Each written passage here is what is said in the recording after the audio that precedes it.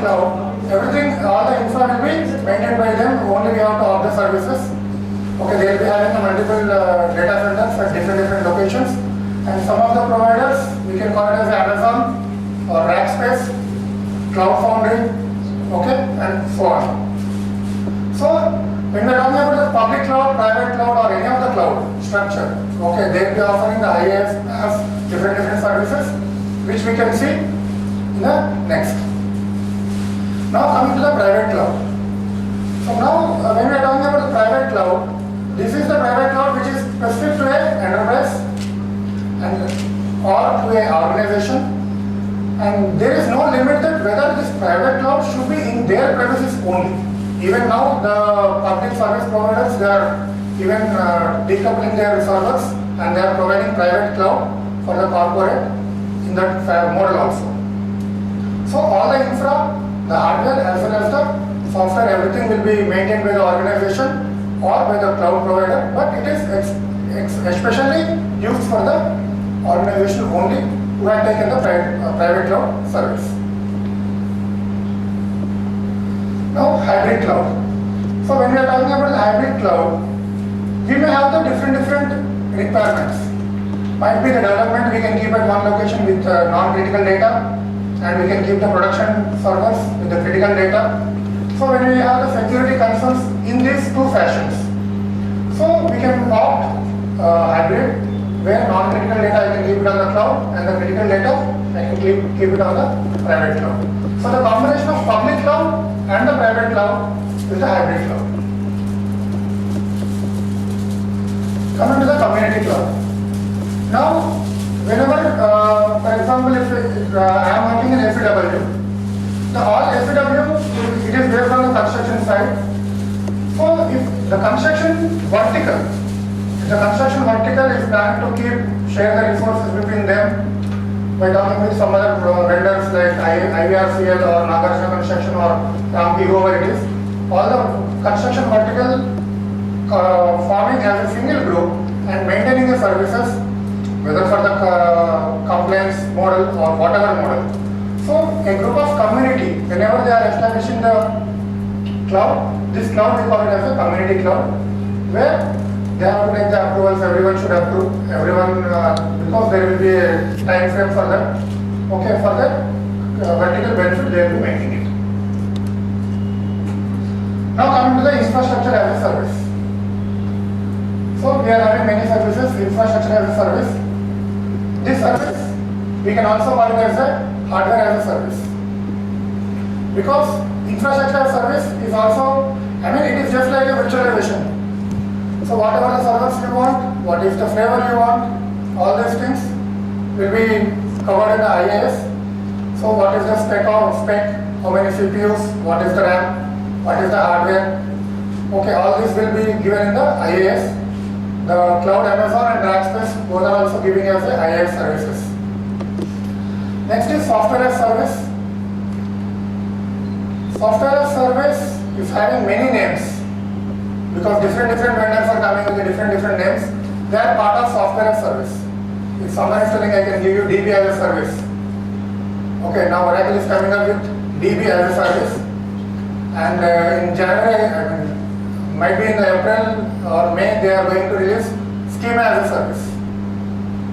Okay, so whenever we are taking any software, email, ERP services, these kind of services we can consider as a software as a service. Here we are having communication as a service, we have given monitoring as a service, where if I want to monitor.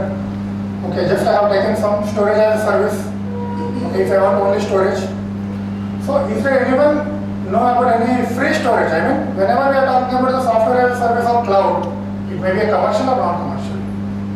So the example for the storage of services, Google Drive. Okay, we are having many things, Dropbox, iCloud, Apple Cloud, so many. Next, coming to the platform as a service. So platform as a service where the developer can work on it. If a developer wants to work on the Node.js, directly they can deploy the Node.js. They can take the service of the Node.js. or if they want to work on the Apache web server, they can take Apache web server, PHP, Ruby, Python. For these kind of things, you can go to the OpenShift or Cloud Foundry or Heroku, I think. One more is Heroku. Ruby on Rails. Okay, so we are having many providers where the software directly you can do the deploying and you can do the development and you can run the testings. Now, who requires the cloud services? Because now everyone is talking about the cloud. So even my company also will think to migrate to cloud. So whether it is necessary. Okay, so companies who want to reduce the capital expenditure. Okay, if I want some more servers, I want to reduce the cost, then I can go for the cloud because I have to incur the capital expenditure. Again, there is a class. Okay, so the class is your capital expenditure, your operational expenditure should be less than the cloud OPEX, operational expenditure. Then you can go for it. Okay, next, scalability and flexibility. For example, if you are having a heavy usage of the services at peak times, because in the US generally they will have the peak load in the Christmas. 60% of their sales will happen in the month of December and January. Later it will be remaining 40% only. So these kind of things, immediately we cannot provision the services on the bare metal machines. You have to procure them, all these things will happen. So for those kind of people, they can go for the cloud services. Next, reliability of service. Yeah. CapEx and OpEx should be more than cloud OpEx. Yeah. I can get you. I mean, we can choose cloud only when capital and operational expenses are more. Hello?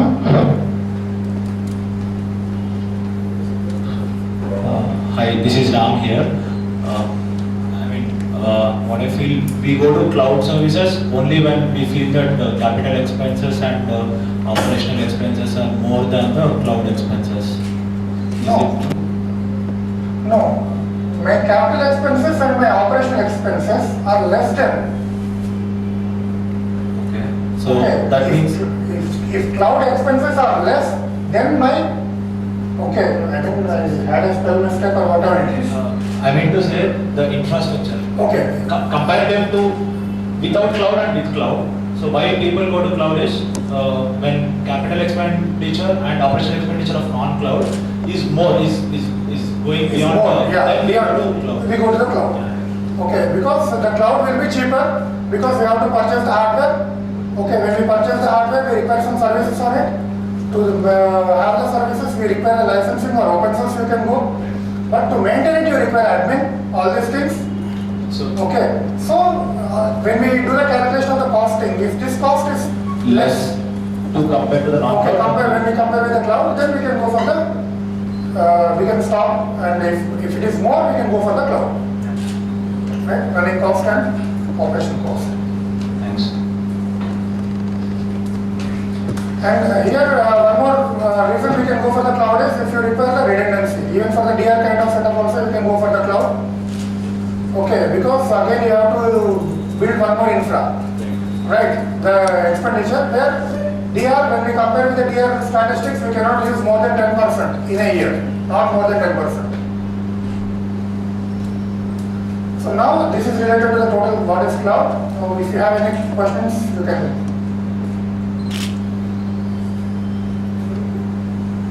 No. No questions. Then I'll ask. Hello. Does Dropbox come under public cloud or private cloud? What kind of cloud is it? Dropbox. Yeah, Dropbox or any series of Google Drive. Yeah, when the thing is just now with what without is if an organization is maintaining a private cloud, okay, it is not your organization or someone organization. It is only a business kind of thing which is offered to everyone, to the public. It is not a domain specific or a organization specific.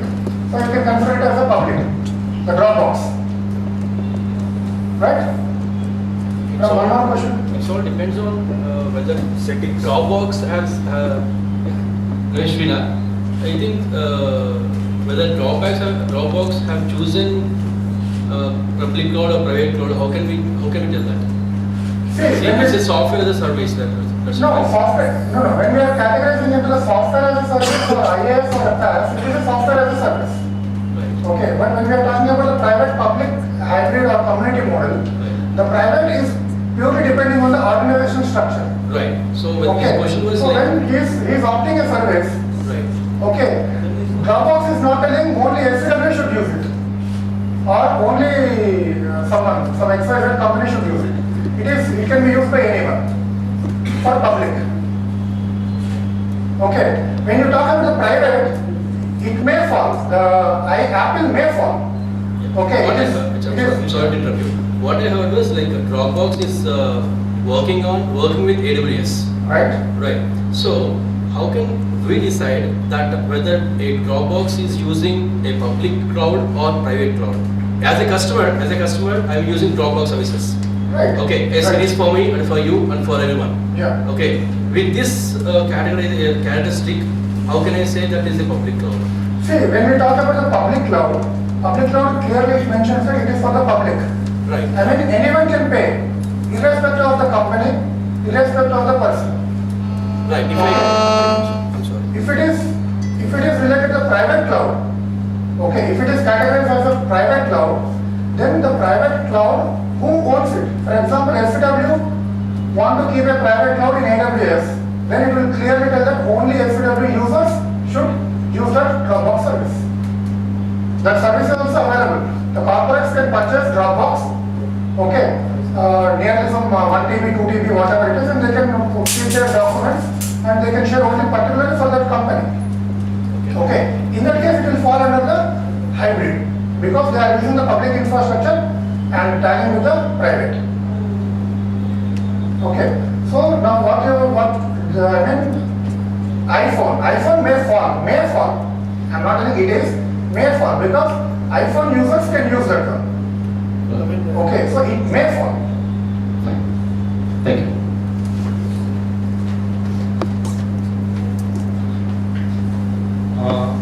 Vivek here. Let me add a point. I mean, maybe let me